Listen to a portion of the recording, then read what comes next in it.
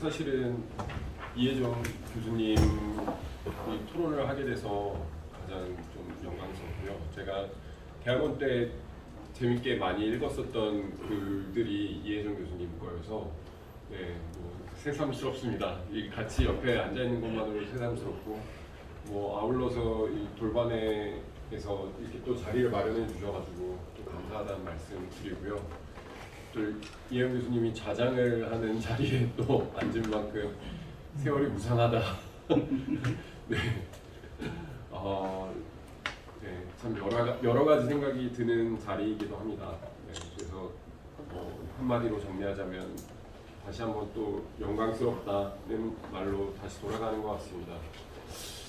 무엇보다 일단 이혜정 교수님이 발표해 주신 내용들이 정말 어디가 시작이고 어디가 끝인지 모를 정도의 범위를 말씀해 주셔서 저는 일단은 자유주의라고 하는 주제에 좀 더 집중을 하면서 이야기를 나눠보고 싶었습니다.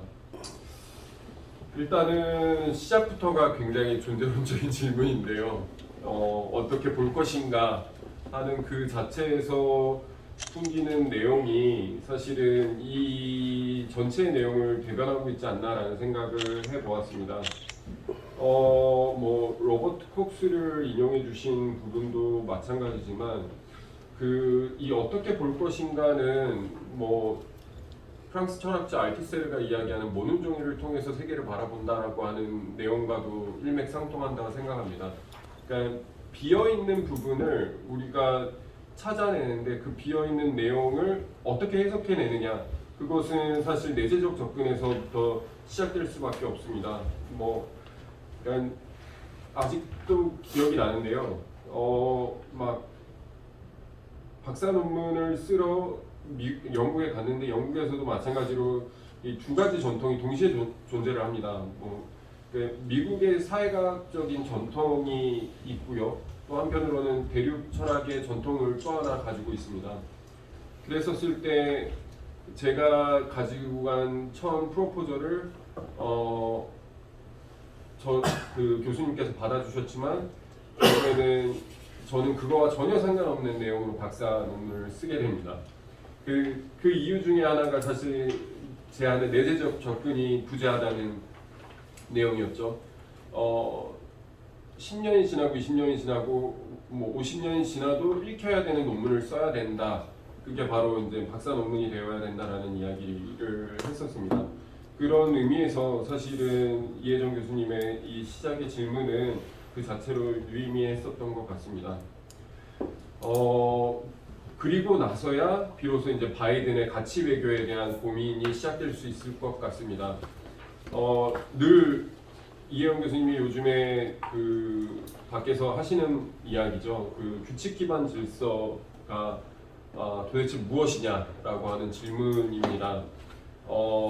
그 내용은 결국에는 어떻게 보면 자유주의의 신화, 모순, 거기에서 시작되지 않을까 생각이 듭니다.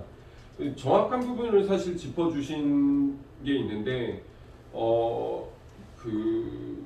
세계체제론 이론가들 중에서도 아리기라든지 아니면 듀미네리라든지 하는 학자들이 이야기를 계속해서 하지만 패권의 어떤 성격 그 자체가 사실 영국하고 미국하고 엄연히 다르거든요. 그러니까 대표적인 건 영국은 자유무역으로 성장을 해오죠.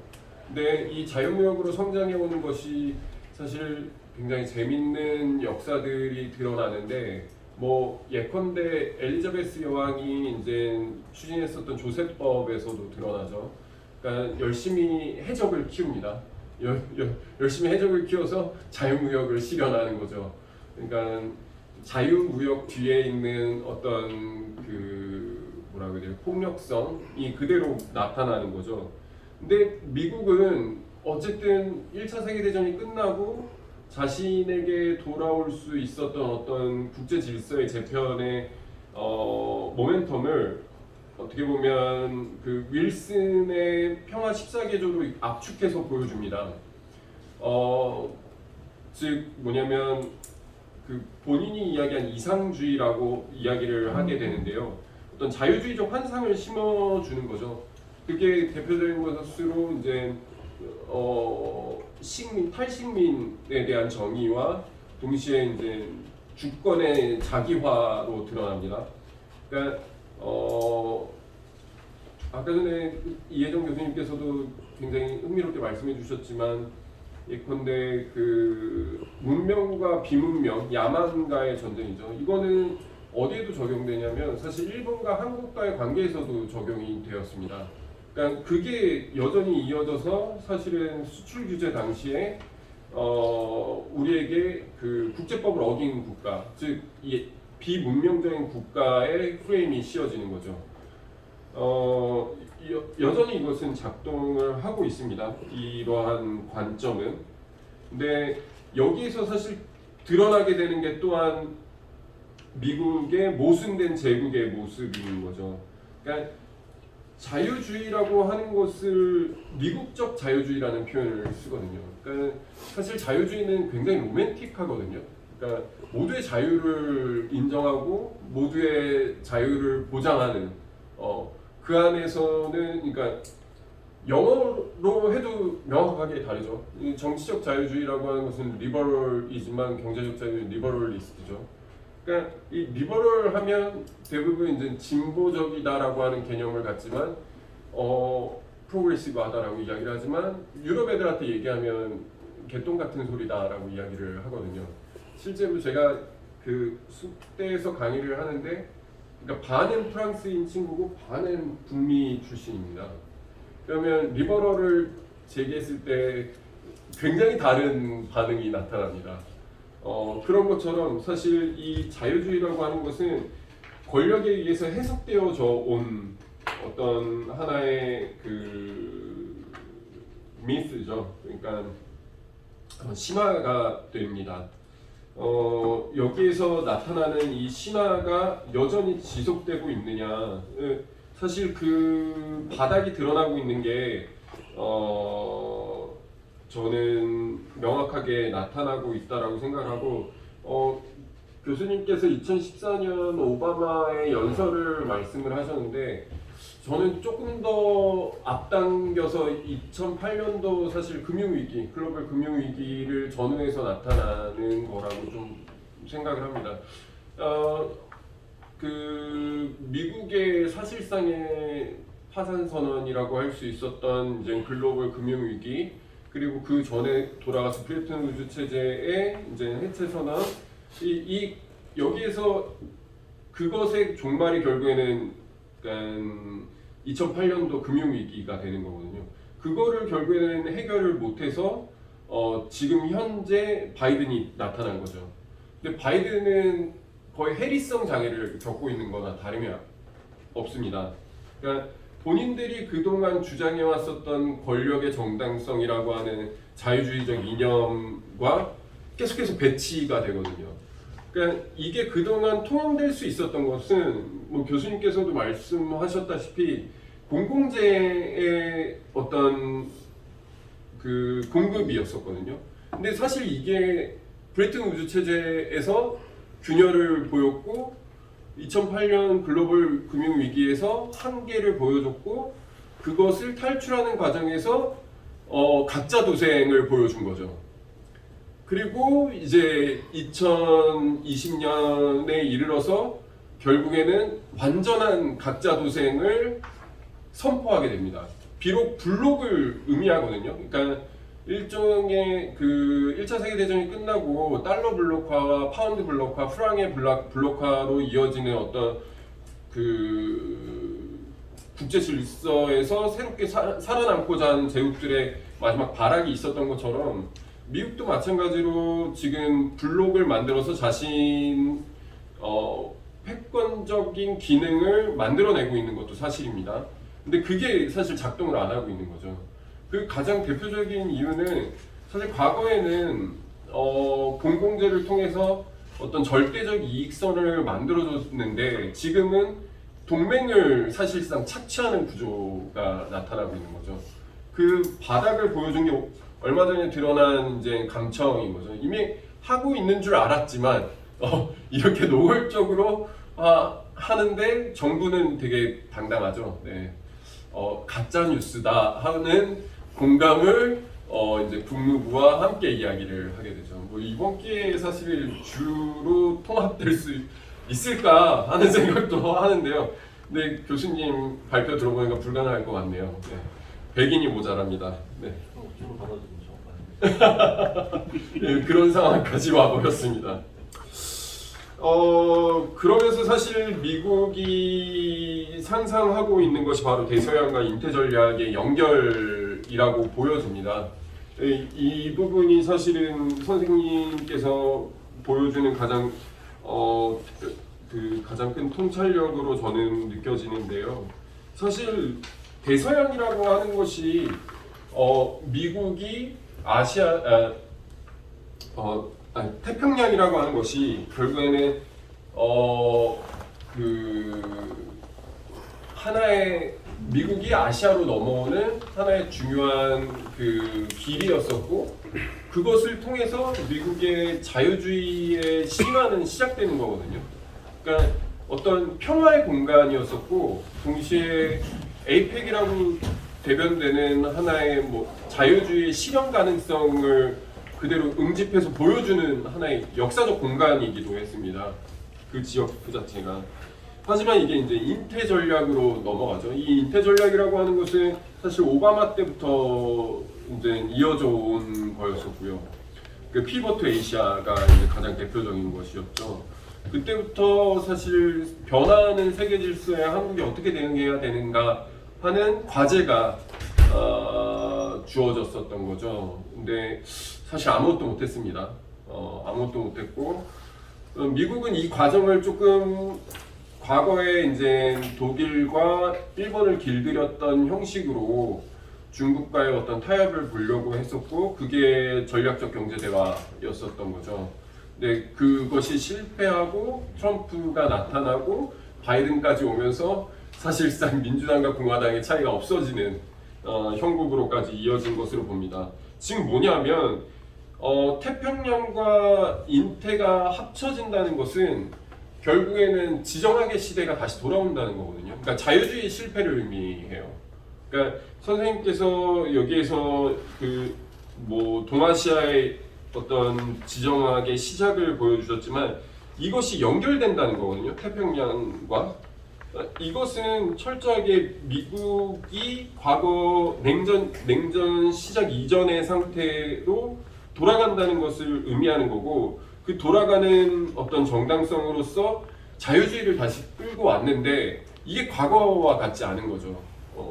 그러니까 마크롱이 최근에 중국을 다녀오지 않았습니까? 자기는 블록에 속할 이유가 없고 속하지 않겠다라고 선언을 합니다, 일본에. 이것은 굉장히 큰 어떤 제스처고, EU도 마찬가지, EU 의장도 마찬가지로 우리는 중국과의 관계는 관계대로 유지하겠다라고 선언을 하죠. 이 상황이 이제 고립되는 형국이 드러나는 형태입니다. 지금 그리고 영국도 과거에 이제 2차 세계대전 이전의 상태로 돌아가는 형국을 나타내고 있는 거죠. 그래서 이제 대서양을 중심으로 해서 미영이 합쳐지는 거고요. 거기에 동쪽 끝이 한국이 되는 겁니다. 결국에는. 이런 상황에서 사실 한국 외교라고 하는 것이